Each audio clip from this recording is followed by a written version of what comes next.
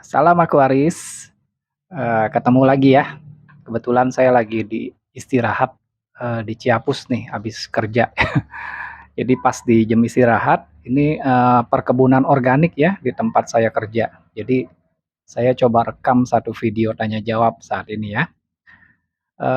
Pertanyaannya dari Bro Maman. Waduh ini saya panggil Bro aja ya. Wah, ini panjang juga nih isi pertanyaannya nih. Jadi seperti biasa sambil baca, kalau ada pertanyaan yang pas saya baca, langsung saya jawab aja ya. Nah, pagi, siang, sore, malam, Ko Vincent. Kok izin bertanya ya, saya piara gapi. Sekarang sudah mulai pakai bakteri starter, aqua sehat, dan probiotik E4 atau oksigenik dengan filter biofoam tenaga aerator. Gapinya tiap hari saya beri makan Artemia atau Daphnia magna.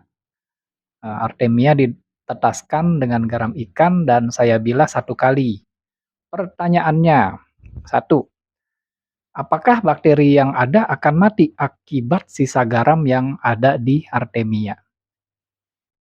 Eee, Mati enggaknya tuh tergantung ya, tergantung waktu kamu bikin larutan garam buat menetaskan si Artemianya itu, Bro.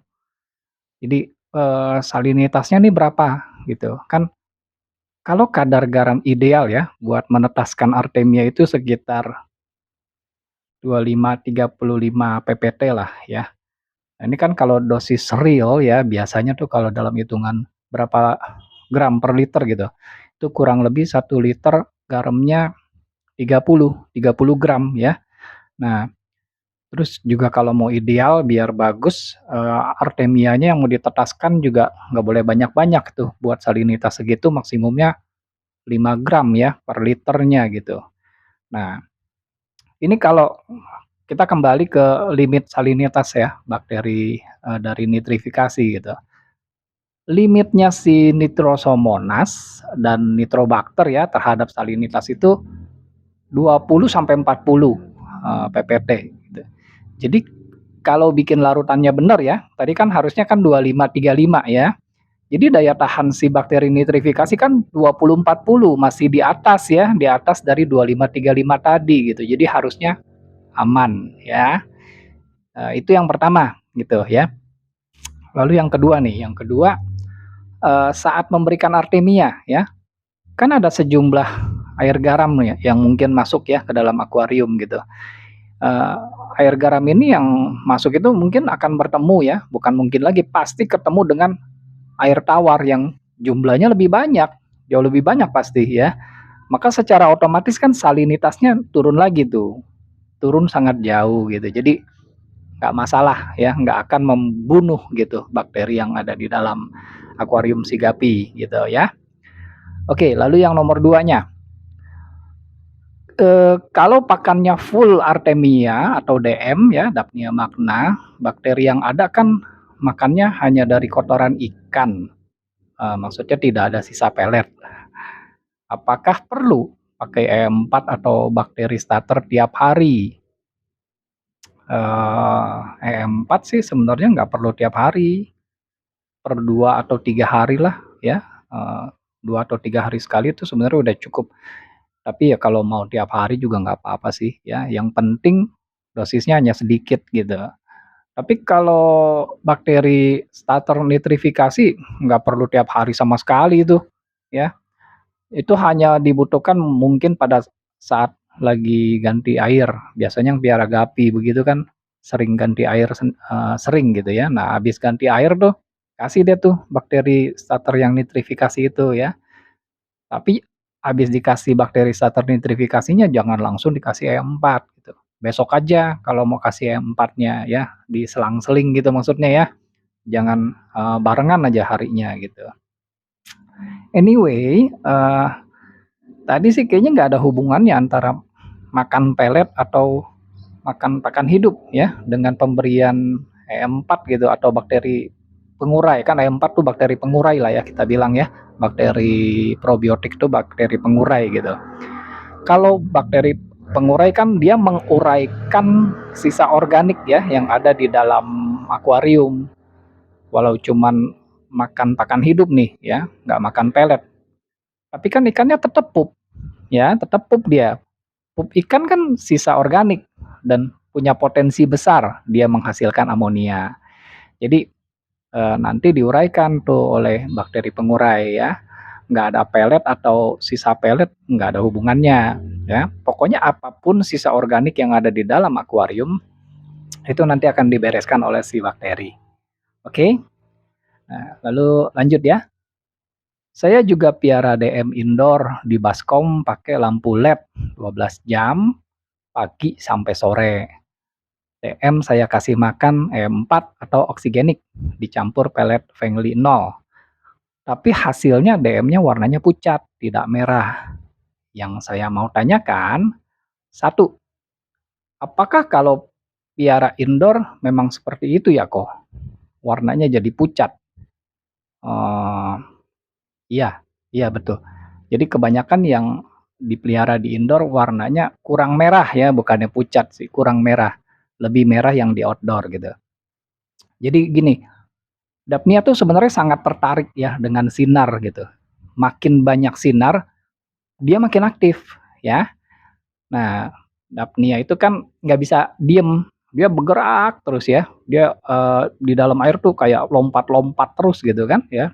Tek tek tek tek tek gitu.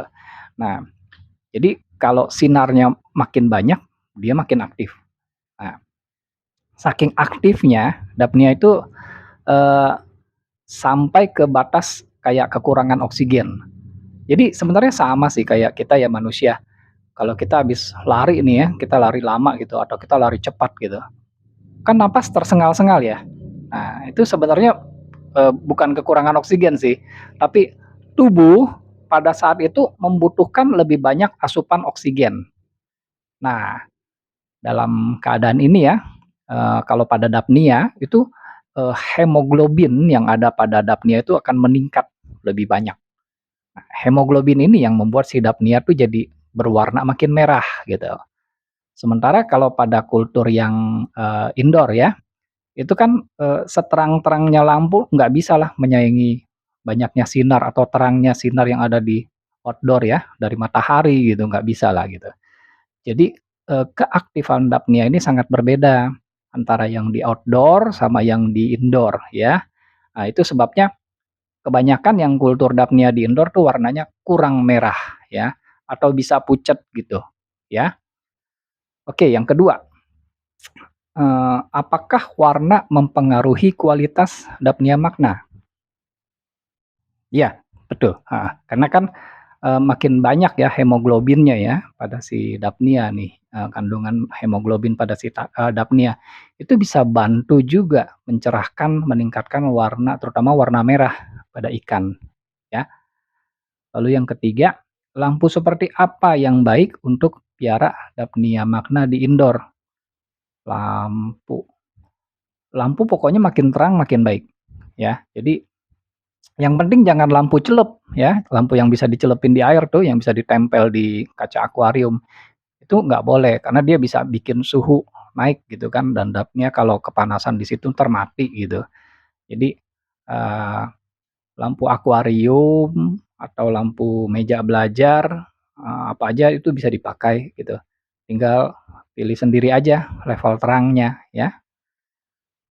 Terima kasih Ko Vincent, semoga 5 pertanyaan saya kali ini dijawab gitu. Saya pernah tanya di tanya jawab satu soal bakteri, saya tunggu hingga tanya jawab 12 belum ada jawaban mengenai mineral tablet, garam kuning, dan garam biru. Oh gitu. Oke, oke saya minta maaf ya untuk hal itu ya. Eee, saya mau klarifikasi juga. Saya nggak pilih-pilih pertanyaan, jadi, cuma kalau ngomong itu kan juga ada punya batas gitu. Ya jujur aja ngomong terlalu lama itu capek juga ya. Selain mulut gitu, pipi gitu ya, mulut sama pipi pegel gitu, ini tenggorokan juga kan kering ya, haus gitu. Jadi, eee, yang saya lakukan biasanya begitu siap di depan kamera gitu, saya buka laptop, terus saya buka YouTube Studionya, terus buka menu komentar gitu. Lalu saya baca deh tuh pertanyaan yang ada di situ satu persatu dari atas ke bawah. Nah, mungkin ya setelah sekian lama saya mulai merasa capek ya, namun masih ada pertanyaan di bawahnya. Dan jujur aja tuh sebenarnya masih banyak gitu. Itu sebabnya saya punya niat mau cicil, cicil jawab pelan-pelan. Namun biasanya tuh nggak kesampaian gitu karena pertanyaan-pertanyaan baru yang masuk tuh jumlahnya malah lebih banyak ya. Jadi, saya juga ada batasnya gitu. Lagi pula kan saya juga masih orang kerja gitu, jadi saya masih kerja, saya cari waktu buat rekaman video ini biasanya habis pulang kerja gitu. Jadi tetap aja ada rasa letih ya sepulang kerja ya gitu. Saya juga udah tua gitu, usia saya tuh udah di atas 50 tahun, jadi nggak bisa kuat bicara lama-lama lah ya. Habis pulang kerja kayak gitu ya, umur juga gitu ya. Mungkin pada saat saya bilang, "Cukup ya sampai di sini," gitu, ya itu karena saya sudah mulai berasa lelah gitu. Nah, pertanyaan yang tidak saya baca berikutnya itu bisa jadi adalah pertanyaannya Anda semua ya, yang nonton video ini gitu. Jadi, saya mohon maaf atas, keterbatasan saya ya, tapi saya tetap punya niat untuk cicil jawab pertanyaan satu persatu, gitu aja ya, oke? Semoga Ko Vincent dan keluarga sehat selalu, bless you, iya, sama-sama Bro, ya. Sehat selalu juga di sana ya, bersama keluarga. Yang lain nanti saya coba jawab cicil seperti ini ya, kalau belum sempat pakai metode pertanyaan-pertanyaan yang dikumpulkan gitu ya, seperti biasanya. Gitu aja ya. Oke, saya mau lanjut kerja lagi nih di pertanian ya. Terima kasih ya sudah menonton ya. Salam Aquaris.